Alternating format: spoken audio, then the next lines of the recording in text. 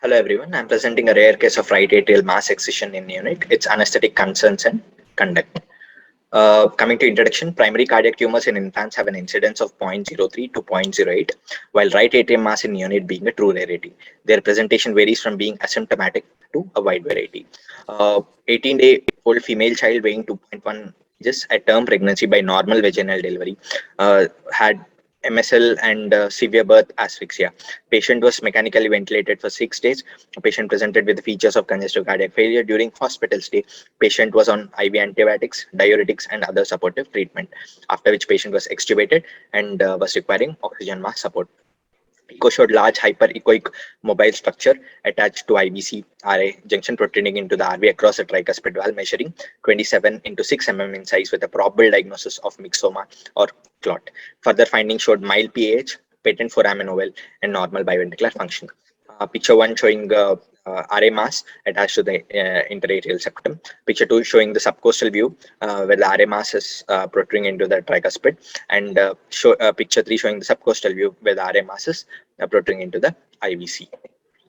Operatively was shifted to Heart Tertiary Care Hospital for further surgical management. Monitored in PICU and required oxygen support. Patient had atrial tachycardia and was febrile.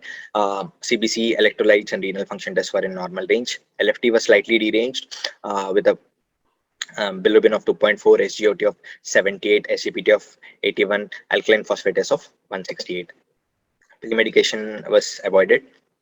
Intraoperatively, routine monitoring of ECG, NIBP, SpO2, and end-tidal CO2 were placed. Titrated opioid induction with IV fentanyl 10 micrograms and vecuronium of 0.2 mg were given. 3.5 ET tube was placed, and bilateral air entry was confirmed and was placed on pressure control mode of ventilation.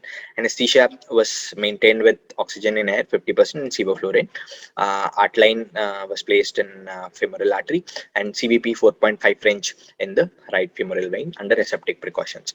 Median sternotomy was performed, and patient was heparinized with 800 international units, and cardiopulmonary bypass was instituted between aorta and RA after achieving appropriate ACT. The aorta was cross-clamped and anterograde root cardioplegia was given. Patient was cooled down to 24 degrees C. During this period, ice packs were placed on head, and 30 mg per kg of methylprednisolone was administered on pump as a part of neuroprotection. RA was opened and entire mass was excised. A deep hypothermic circulatory time was 10 minutes. RA venous cannula was reinserted, and bypass was re-established, and patient started rewarming. CBP was weaned off slowly with after adequate core temperature was reached, and ultrafiltration was instituted. Protamine 10 mg was used for reversal, and epinephrine infusion of 0.05 microgram per kg per minute and milrinone infusion of 0.5 microgram per kg per minute was started. During surgery, patient's serial ABGs were normally ranged without any significant acidosis. At the end of surgery, patient went into supraventricular tachycardia, which responded to adenosine 200 microgram per kg. Hemoglobin and other electrolytes were kept within normal range. Patient was then shifted to a recovery ICU, was on ventilator for 36 hours, and was then discharged to step down ICU on day 5.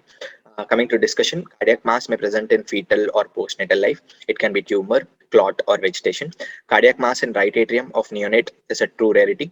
The presenting features depend on size and location of the mass. It has a wide variety of manifestations such as cardiac failure, arrhythmia, cyanosis, murmur, respiratory distress, myocardial dysfunction, valvular insufficiencies, and sudden death.